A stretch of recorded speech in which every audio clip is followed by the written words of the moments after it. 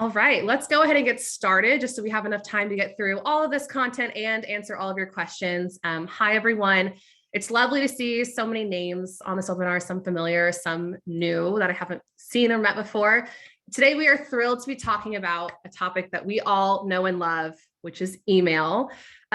Before we get started though, just a few housekeeping rules. You'll notice a Q&A box at the bottom of your Zoom screen here. Feel free to use that throughout the webinar as any questions pop into your head. Gillian and I will save some time at the end to address as many as possible. And just a quick round of introduction. My name is Hallie Pridham. I'm part of the Firstup product marketing team, and I have been lucky enough to be working closely with our customer base, our internal teams, and folks like yourself out in the communications industry for about 4 years now. I'm Gillian Clowes, product management lead, and my team really focuses on creating and delivering content, which of course includes email, which we'll focus on today. Thanks, Gillian. So we are really looking forward to diving into our topic of today, which is all about email, newsletters, some best practices that we've learned along the way to help our customers double their engagement in half the time. And we'll be working through some tips and tricks, showing you some actual examples through a live tutorial. I feel like rarely on webinars like this do you actually get to see some product in action. And we wanted to give you an idea of how you can take these tips and apply them today with your own emails. But first, since there are so many lovely new folks joining us today, I thought I would take a few moments to introduce who we are at Firstup and why our passion is driving your workforce comms to new heights. So for those who don't know us, Firstup is one of the leading inventors of an entirely new employee experience, really designed for the digital era. And what that means, really in simple terms, is that our mission is to help companies communicate with their employees with the right message, sent to the right employees at the right time, or even better, at an optimal time for each employee and through the right channels. So a bit about what got us here. The events of the past 2 years, as we know, has led to a huge amount of disruption in the customer and the employee experience. But in turn, as these types of challenges tend to provoke, it's ushered in an incredible opportunity for innovation. So historically, and you all may feel this pain, employee comms platforms have been built on some trade-offs. You could have really targeted delivery with personalized content, but maybe managing that and achieving it can be really time-consuming, tedious, and ultimately complex for you to set up. Or you could spend your time trying to automate processes and communications to save you and your team time, but you might be lacking on the targeting, the personalization side for the employees.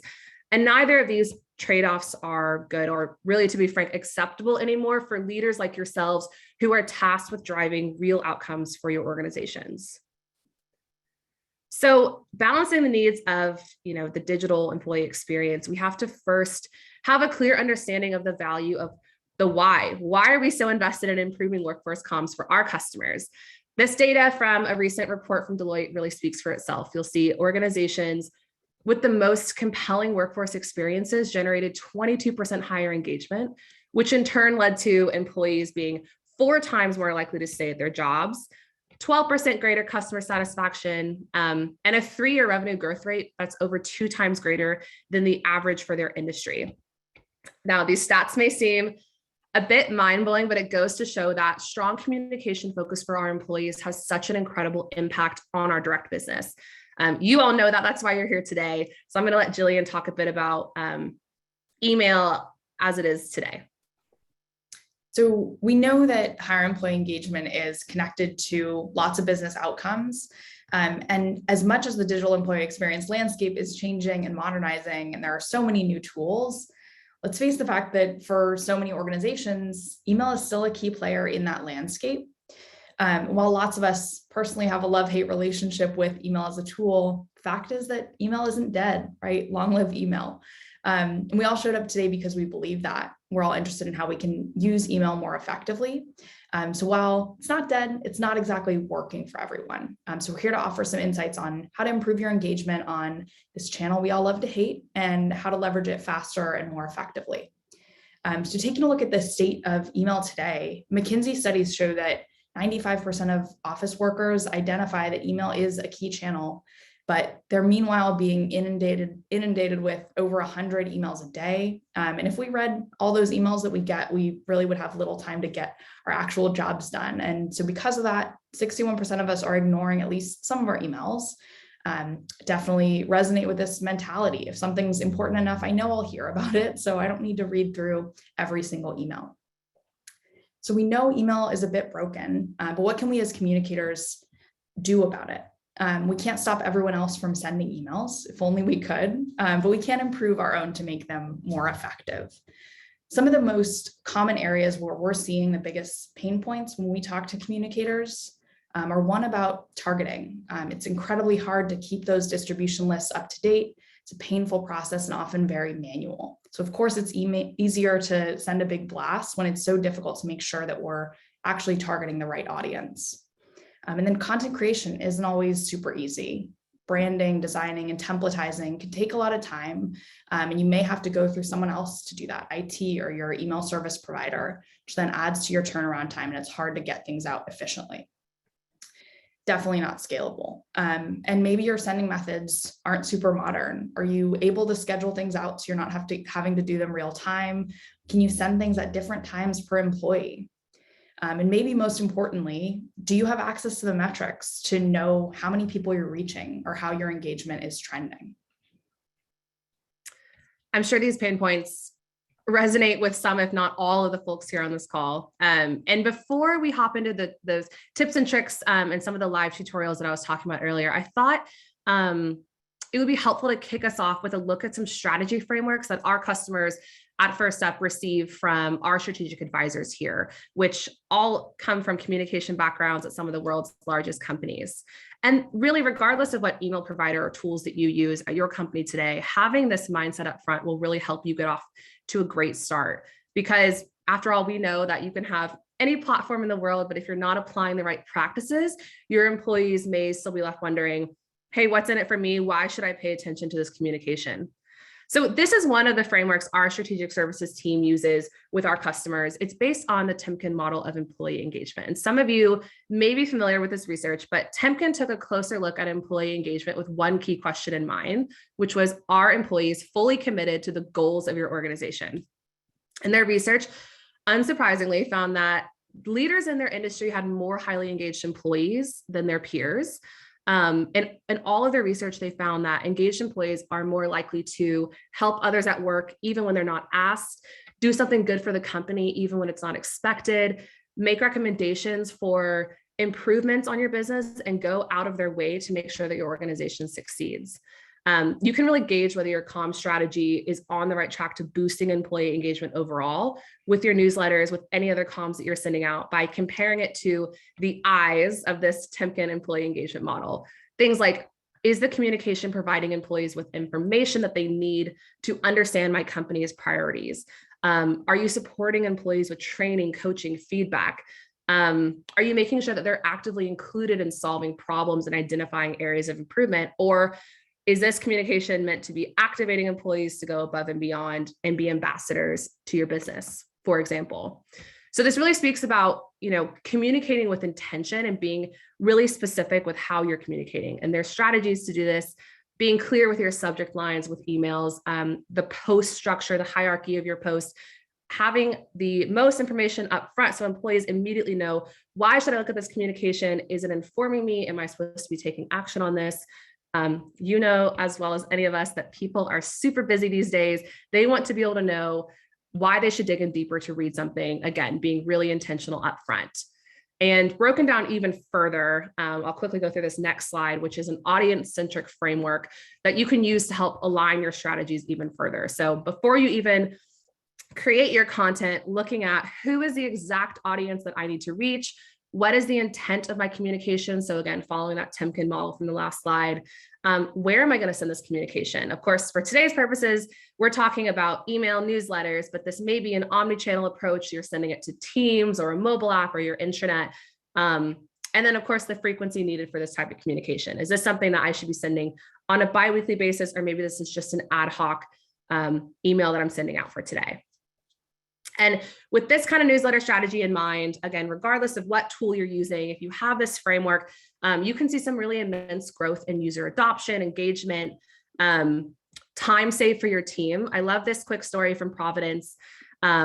They were trying to send out emails across their different departments, and it was taking their teams upwards of 10 hours for a specific newsletter, which is shocking, but maybe not so shocking to some of you on this call.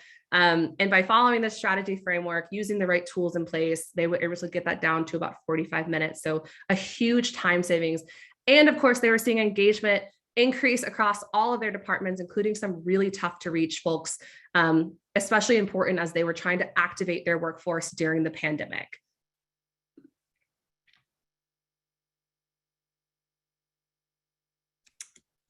Awesome. So the first best practice that we want to dive into here is probably going to be an obvious one, but we talk about it because it is just so foundational and it's hard to have a strong email strategy without it. You have to be able to use targeting effectively. We know that communications isn't one size fits all, right? Marketing automation has known that for years. Personalization is at the forefront there. But managing distribution lists, keeping them up to date can be such a pain. But putting in that effort to get your employee data up to date in a good state so that you can use it to target effectively and you aren't stuck in spreadsheet hell managing distribution lists is so key. If that's taking you hours, you're not going to have the time to focus on making your content great. So getting that data into shape isn't always simple. It's going to probably require the help of IT, HR, but it's worth that upfront effort and one of the biggest time savers that we ultimately see. We run into this with a lot of our customers. Their data will start off as a mess, but once they're able to get it in a reliable state, use it to target different audiences, they see such better communication outcomes. And when you justify that effort, think about this from the employee's perspective. If I'm repeatedly getting hit with communications that don't feel relevant to me, how do I know which ones I actually need to focus on or take action on? If we're sending constant non-targeted communications, it becomes a bit like the boy who cried wolf, right? When there's something that you actually need employees to pay attention to, you may have lost their trust and their attention. And this is actually a concept that we've built into our product, but it applies no matter what tool you're using for communications. Think about the employee attention budget. We all have a limit to the amount of communications that we can pay attention to. And at a certain point, if we surpass that, we're going to see a diminishing rate of return on that communication investment. So as you're planning out your communications, think about how you can spend that attention budget wisely. And to do that, you really have to be able to target so that you're not spending it on communications that are irrelevant to that group. And doing this, keeping your audience data up to date also means that you can democratize your publishing. You can similarly segment the work on the communicator side so that different people can own communicating with those different audiences and it doesn't all fall on a small group. So to look at that in practice, the way that we do this on Firstup platform is through dynamic audiences. Yes, of course, you can upload static distribution lists, but the more powerful way to target really starts with your data and being able to create dynamic, constantly updated audiences that are targeting based on any of the employee data that you have. Can't type and talk, but mixing and matching your different criteria, getting down to really granular audiences and seeing the feedback, seeing exactly how many people are in that audience at any given time, so that you know exactly who you're targeting. So with that strong targeting foundation, that lets us now focus on the content, which is really the fun part. Yeah, and I know the targeting piece is certainly easier shown on this webinar than done. I know a lot of our customers have had major pains in the past of having to go through sheet after sheet after sheet, but obviously so critical to kicking you off for a great success on engagement. And we're speaking to a lot of communicators today. You're experts in your field. You have got your content down pat. You know what it is you want to say. You've hopefully planned it out using some frameworks like the ones we shared before. You, again, hopefully have your perfectly targeted groups ready to go. So now what about the design? This can be really complicated to do in some systems. And especially if you maybe don't have a design eye, but you know that you want your emails to look really beautiful and really consistent across your employee base. And it's actually been shown that having really visually engaging, well-structured, using the right colors and even fonts for accessibility can boost engagement improvement by up to 90%. And it may seem like less important of a puzzle piece than, your actual copy and your content, but it's actually a huge driver for engagement overall. So Gillian, did you want to share an example maybe of how they could apply these overall design tips to their emails? Yeah, definitely. So a few things to keep in mind when we're talking about good content and how it visually looks. Having a layout that's super simple and scannable is key. You only have a few moments to grab people's attention and hook them to keep reading. And one of the adages that I like to keep in mind here is the best design is the one that you don't notice. It's invisible. If your design looks overwhelming, it's going to distract from your message. So if you're not a designer and you don't have one on your team, don't pretend to be. You can actually use that to your advantage. Simplicity can be super powerful as long as you're following some basic readability best practices. And if all this sounds like a lot of effort as we go through it, you can save yourself a ton of time by creating a few templates that cover your key communication types. So you don't have to start from scratch for each email, and those are just kind of built in. You can spend less time designing and more time focusing on that message. And that consistency is actually a benefit. You can help build recognizability for your communications and keep employees coming back. So when we think about readability and pulling attention to the right things, some of the ideas to keep in mind, first starting with hierarchy. This is so foundational to your content. When you look at a big wall of text or multiple competing design elements, your eyes don't know where to go. People will likely read the first couple of sentences, scan for an image or a bright color, and potentially give up if they don't see something that catches their eye. So breaking up your content into sections with headers, using images on areas where you want to draw people's eyes, all of those will help ensure that your most important content actually gets seen. This visual here is showing a concept in web design called the F layout, which aligns with how our eyes actually naturally scan content. Typically, we first go across the top and then down the page until we encounter headers, at which point we're prompted again to go across. So structuring your content in that way is really critical to making it readable and easy to consume for employees. And then consistency. So here's where going crazy with design and styles with no rhyme or reason is just going to be distracting. Using different font styles, sizes, colors can definitely improve your content, but you have to have a purpose there. If not, they're going to take away from it. So within your content, make sure you've got consistent headers, your links are using the same colors, your buttons are consistent, or the more important ones are a brighter, more prominent color. And then grabbing attention with imagery and other attention grabbers like images, GIFs, colors, buttons. It's going to draw people's eyes to key areas and help them know what action or what information you want them to pay attention to. And that extends to your subject line as well. People's inbox has a ton of clutter. That's a great way to draw in people's eyes using things like emojis, quick, clever subject lines can definitely break through the noise there. And then thinking about modernizing your email, there's a couple of ways to do that. Incorporating multimedia, things like image galleries and videos will show an example of that. And again, the tool doesn't matter so much as the idea here. You can definitely do this in systems that don't natively support those types of things.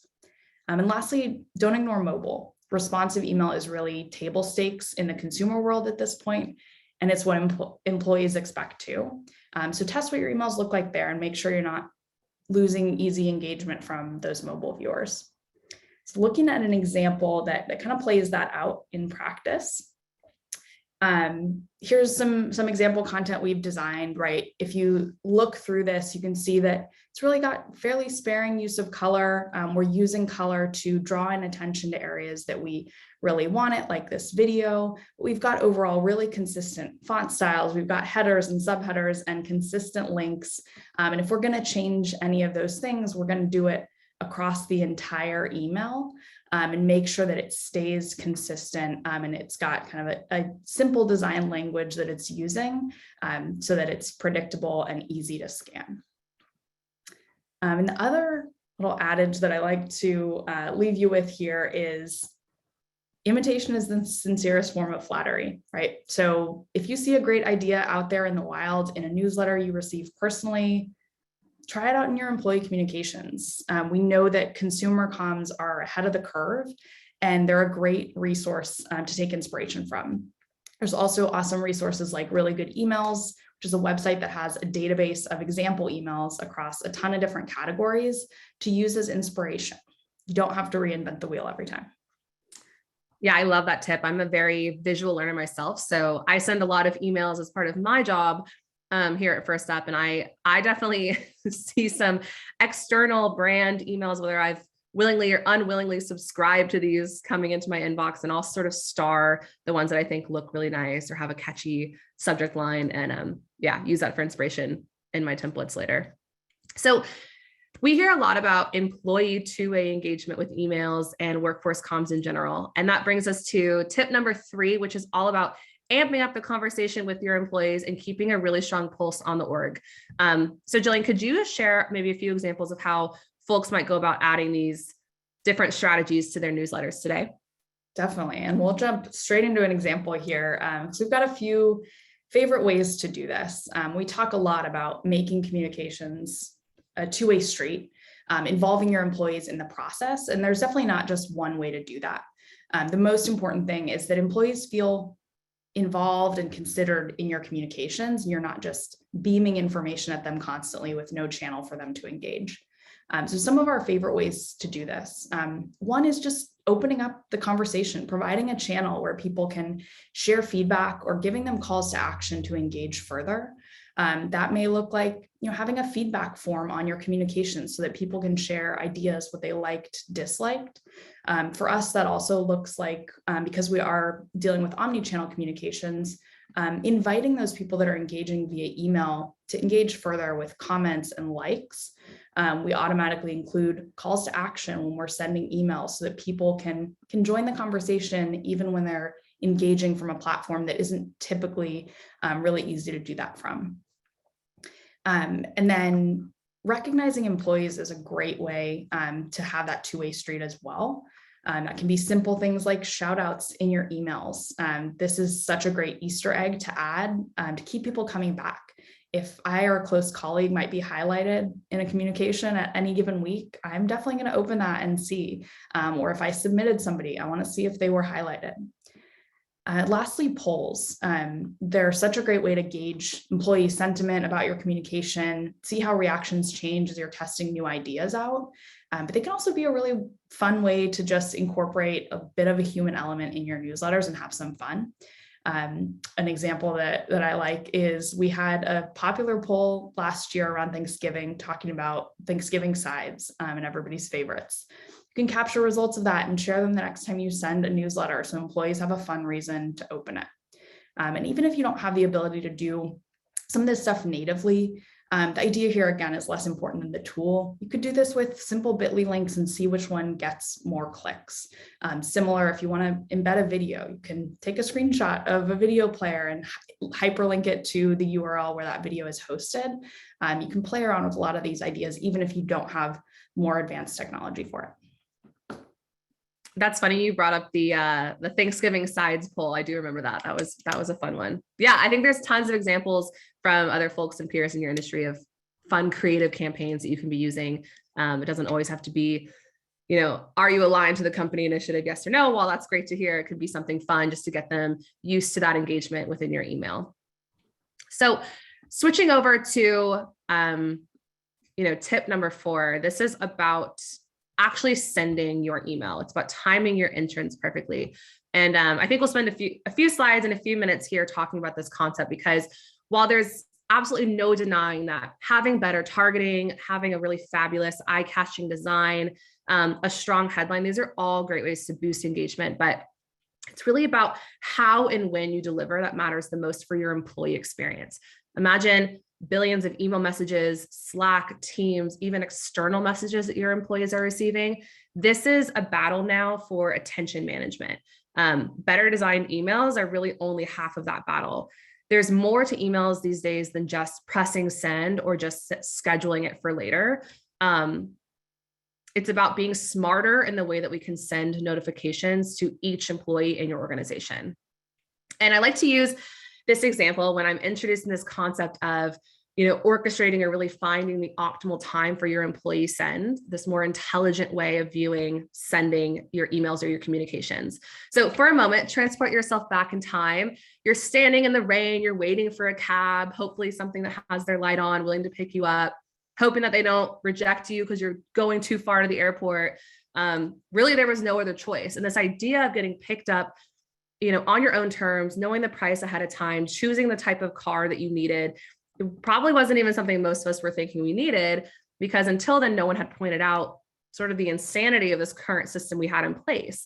And even when Uber and Lyft and all these rideshare apps first launched, there were many people who rejected the notion, this newness, this trust that was implicit with this game-changing concept. But I'm sure you all feel the same as I do. I can't imagine a world without this quick rideshare app. It's ingrained in our everyday life. We can't imagine not having the ease of this tool.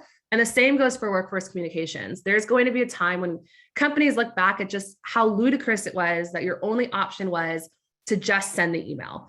In some cases, having to spam employees because you have to get something really critical out and just hoping that it's a good time for each employee that you sent it to.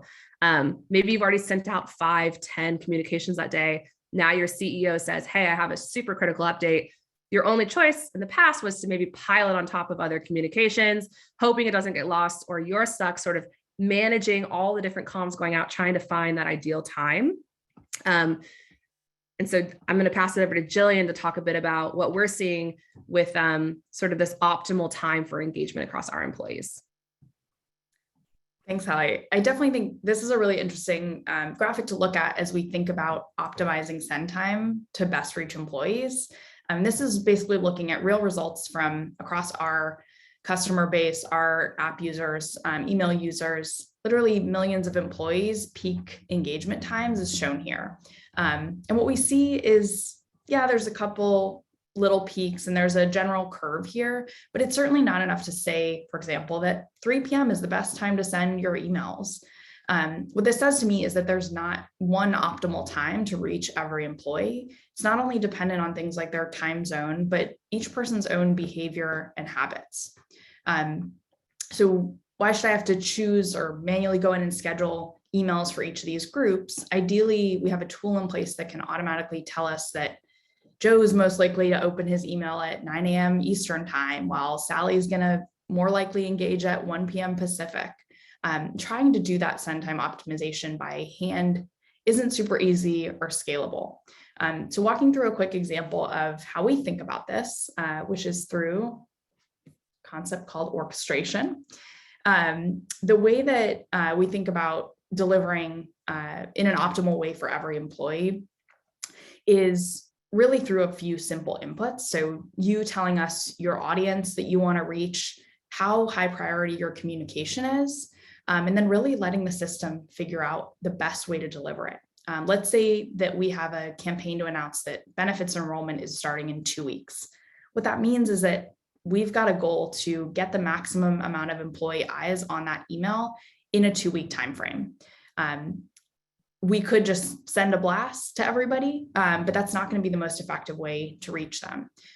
So what we do is let the system prioritize and send at a time that each employee is going to be most likely to engage, so that that communication reaches more people with less effort on the communicator's part.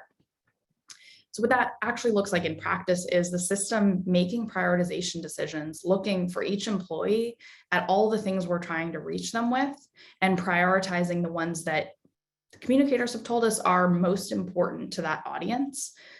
So one person may only have this communication trying to reach them, while somebody else has 4 communications from their manager that are more high priority and have a shorter time frame. So we're going to prioritize those and maybe send this one tomorrow at that user's best time to be reached. And better than that, this helps cut through the noise. When you have that absolutely critical CEO email to send out, it'll make sure that that communication really breaks through the clutter because we know that it's higher priority. So even if you're not using Firstup, think about how you can apply this principle. Like I said, it's not super easy to do this in a scalable way, personalize it to every individual. But if you've done that work of segmenting your audience, can you test out different send times and see where you get better open rates and try to get toward that dream of optimal send time? Yeah. And this kind of approach, trying to find sort of the individualized, really personalized and targeted send time for each employee, can produce some really outstanding results. Coming from a more traditional send one or schedule later mindset, I know this can seem a little bit far out, but this is one step closer to truly changing the employee experience altogether. It's about meeting employees where they are, fighting for that attention management and producing the outcomes that you need for your business. And of course, tip number 5, something I'm sure all of you are very curious to hear more about. It can be a struggle to find the right analytics, know what metrics to be looking for, even track the metrics at all if you don't have the ability to really track well. It's essential for us to use data to drive employee action. You need to be able to see, are people responding to my comms and my critical initiatives? Are they truly understanding and taking action? And I think for a long time, businesses in general were focused on output metrics, maybe like, I need to send my communication at this time. Did it go out? Does my employee have access to XYZ? Did they open this communication? But savvy and agile organizations are now looking at taking action and data that empowers them to fulfill those outcomes that you're trying to achieve. Do I know, has my employee taken direct action on this? Do they understand the impact that they're making to the larger initiatives? And then in turn, are you able to track to see, has my engagement and communications resulted in these business outcomes? And of course, in order to do any of that, you have to have really clear insights from your emails. What are people taking action on? Really any communication that you're sending out. So when we think about measuring the impact of communications, I think there's a few key things to look at. And I see a lot of questions in the chat around measurement that I'll touch on here. Some of the key areas that I think are really important when we're looking at the effectiveness of our communication are not just looking at kind of broad averages. Of course, we want to know our email rates, our click-through rates, and optimize around that funnel. But being able to break it down and see across a communication within that audience, who's actually engaging, whether that's looking at location or department, business group, and breaking it down to understand where we have highly engaged people and where we may need to put in a little extra effort to really reach audiences that are less engaged with our communications. And then looking at your content, kind of breaking down the different areas, different links that you have, different content that you have, and seeing where people are actually clicking. And this can really help with optimizing the effort that you're putting in.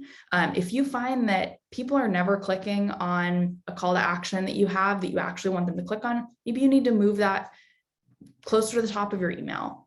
Or if you've got a bunch of people clicking on links that actually don't matter that much and ignoring some of your more important calls to action, can you reduce the effort that you're putting in and take out some of those areas that are less effective?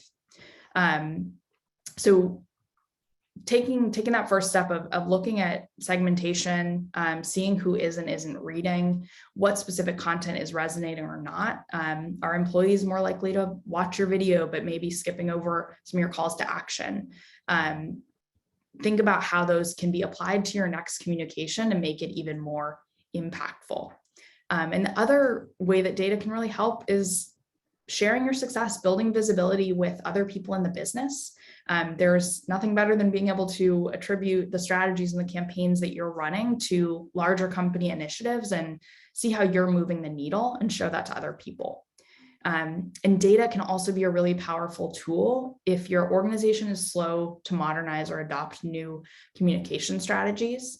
If you want to try out something new and a new cool idea that you've seen somewhere, maybe start by testing that on a small group if that feels uncomfortable for some people in your organization, and then show the results to get stakeholders more comfortable with those new ideas. We had a question about good open and click-through rates. And while there are definitely industry standards there, I think typically around 60% for open rate. What I would say is that the most important thing is to kind of get a baseline for your organization and iterate from there. It's going to vary so much by the demographics that make up your workforce. And the type of content that you're sending, that getting that baseline, being able to measure, and then take your successes, apply them to your next communications, and see how your engagement rates change, is the best place to start. Yeah. And I think something to look into, as you're getting started on, maybe you're on a journey to providing a new email tool to your team, or you're applying some new strategies. If you can boost your engagement by even 5%, a lot of companies, even on this call today, have thousands and thousands of employees. That's a huge new group that you're now activating and reaching. So we have done a lot of talking, Gillian and I. We answered some Q&A. Feel free to keep popping in questions into the Q&A box. I know there's one around targeting and sort of what best practices are for reaching different groups. Maybe if you don't have the best sort of setup with employee attributes right away. Yeah, I think the important thing with a lot of these best practices is really to find your starting point. Maybe that is starting with distribution lists. Maybe they're not updated every time you send, but going from sending just email blasts to at least a targeted strategy is a hugely important step. I think that ultimately we see the kind of greatest dividends if you can get to that more dynamic data and targeting. But again, baby steps to get there are going to incrementally improve your communications. Patty had a great question in here, which was about understanding more about the different priorities when sending a message. What data are we looking at when we're sending off these sort of individual optimal times? Definitely. So we're looking at a whole lot of things. And all of those are important inputs to make sure that we're able to really personalize for each individual user. So that comes down to things like time zone, where people are most active. So are they, again, we're talking about email here, but if we're talking about omni-channel communications, are they best reached via email, via push, via the web experience, via an integration? And then looking at their optimal time to engage. When are they actually most active? And finally, what other communications are competing for their attention? And within that whole set of communications, what is the highest priority and what has kind of the most impending end date, so that we can make sure that we're constantly optimizing against the whole set of communications that we're trying to reach you with. Yeah, and Caitlin has sort of a piggyback question off of this, which is, do our customers ever run into FOMO or confusion when people are getting messages at different times, even if it's maybe a lower priority communication? Yeah, it's a fantastic question. And it definitely comes up. And the way that we think about that problem is there's a difference between making a communication or an update available to people and actually prompting them to engage with it. So when we're targeting something to an audience, we definitely make it available to everybody at the same time, so that if you hear from your colleague that there's a communication that you missed, you have access to it. But we try to prompt you at the time that you're actually most likely to engage. So sending a notification, sending an email is going to align with that time that we know you're actually likely to see it. Yeah. And I think something else to look into is Gillian was talking a bit about that duration. If there's an email, even if it's low priority, you might want to make the duration only one day. So in that sense, it would be reaching folks at specific times of that day, but maybe not, I'm receiving it on Monday and Gillian's receiving it on Tuesday, which there obviously are many use cases in which you might have that 1 to 2 week period before you really need engagement and action. Some more technical questions. Do we integrate with Outlook? Yeah, definitely support Outlook and various versions there, and make sure that content renders really well, no matter what layout, what block that you're using.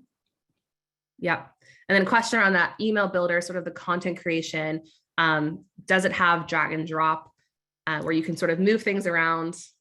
Yes, great question. And I can, keep getting my little motions messed up here, but I can show a little bit of that because we didn't get to it in the demo, but you can definitely move blocks around, easily duplicate things. Everything in here is drag and drop, so you can easily reorder, duplicate a block if you want to use it elsewhere in your communication or change the styles a little bit. Really easy, modular, and you can kind of iterate on your design, easily add different components and play around with them. Yep. And then let's see, maybe last question. Do people mainly read their emails on their phones or laptops? That's a really interesting question from Diane. Yeah, great question. I'll say it does definitely depend. And the biggest thing that it depends on is the breakdown of kind of your office workers versus frontline workers. We typically see more mobile heavy usage when you've got a large kind of frontline workforce or deskless workforce. But we overall, I would say we see higher usage on desktop for folks that are using kind of office workers, like on average, but it definitely depends on the organization.